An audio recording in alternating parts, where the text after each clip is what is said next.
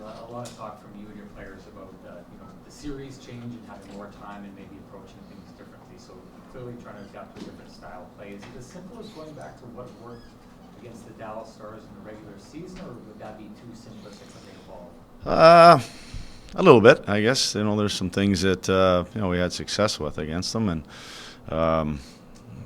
but at the end of the day, it as the season kind of goes on, there's things that are working for you at this time of year, and maybe things that are working for them. You're trying to expose them; they're trying to do the same thing. I think that maybe what you saw, what was it, game 79, was it, or 79 or game 80? Maybe they're not doing that same type of things. They've made some adjustments, or they've switched their lines around a little bit. So you can look back on some of those things, use some of those things, and we did prepping for game one. Now we kind of got what we need now for from last night's game, and move with that stuff.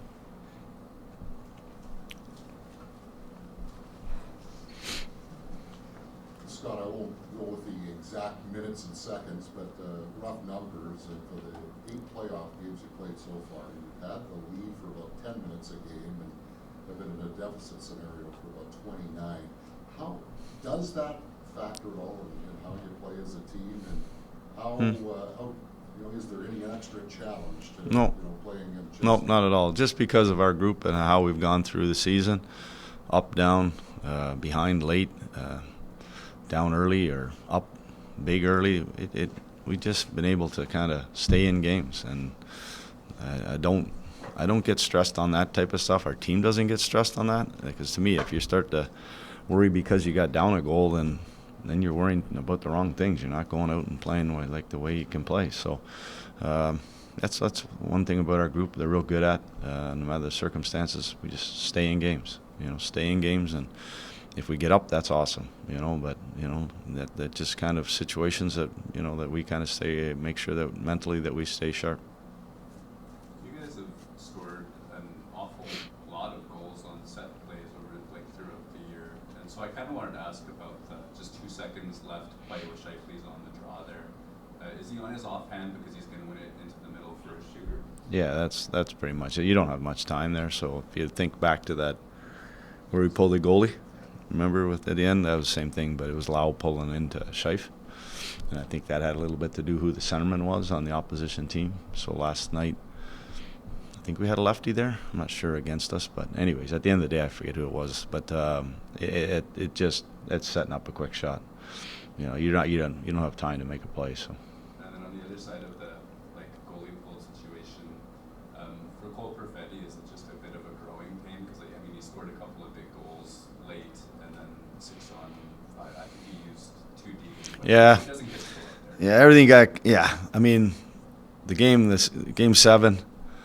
We didn't have Josh, so we were kind of in a whole sort of new predicament there. We had Ehlers back at the top, so that allowed sort of vets to get in that group. Last night it was we talked about it. We wanted the 2D because especially when there's 2 minutes to go, still or a little over 2 minutes. It just there's times where you want to have the 2D there, and that's why we had him out at the end. He did get out there for the last 30 or 40 seconds. So, but we always look at that and see what works out best for us. And I think the Josh not being there gave him an opportunity in Game 7.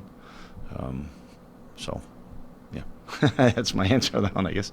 Scott, what were the keys to a crisper start, and what were the benefits of having one be? Yeah, you know what? Not just the start for me, the whole game, like I mentioned last night, just our execution, our details, whether that's off face-offs, whether that's just our rush coverage, our attack, our entries. There's a lot of things that we looked at them this morning, and we just went through them, and just us being cleaner. I know there was the hype coming off that game, but I would not let our team off the hook, because Dallas came off the same high, but they had one extra day. We both were running into the same situation. They handled it a lot better than we did. They're a team that's gone to the conference final, 4 years in a row. They handled it last night better than we did. And so that's a lesson learned. And, for our next game tomorrow night, that execute, be good with our details. The other thing for me is, how much time we had with the puck, then we didn't realize it. and we got rid of pucks faster than we needed to. I like to think that we're a pretty good puck possession team, especially on the attack and in the O zone. I just saw it last night, man. We were getting rid of it. It was a hot potato at times, and the third period we got better at it. But we need to do it at the start. We need to have that confidence that we're going to go out and make plays and make Dallas defend us. You looked at the film today. What was your takeaway about? Was it worse or better than you thought it was, and the focus for tomorrow? Yeah, I mean, last night I talked more about a lot about the execution and sort of the detail part. That was still there. I mean, there was still some of that stuff, but I really noticed, like I just mentioned, how much time we had to make plays, and we rushed it, or we didn't execute it. And to me, that's when we're on. We're like clockwork. We're working together as 5-man units. We're clean, we're fast, and we weren't that last night. And what was your sense of the mood of the players this morning when they were looking at the film? They probably didn't like it while they were watching it, but no, I mean, there's meaning behind it. We talked about it. They recognize it. You know what? We gave up game 1. We gave up home ice advantage last night, and I'm not going to be disrespectful of Dallas, but we had a lot to do with that.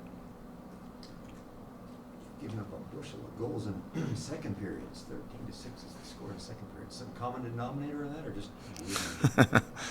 I don't know. Weird number. I think all the goals were scored in the second period last night, right? Yeah. So I don't know. Sometimes it's, I guess, you can talk about changes. You can talk about different things, but that's one thing about playoffs. Things get odd. Funny things happen, and we're talking about our starts. Our starts have been great, but we've given up more goals in the second. So, it's just something that just we always talk about some of these things and be prepared for them and be better at them. And if that's one of them, that we have to make sure we're better in our seconds. How hopeful are you for Josh return? Good. He had another good skate today. So both him and Stan had a real good skate today. Pardon me? Are you hopeful for game 2? Yeah, he's a game time decision.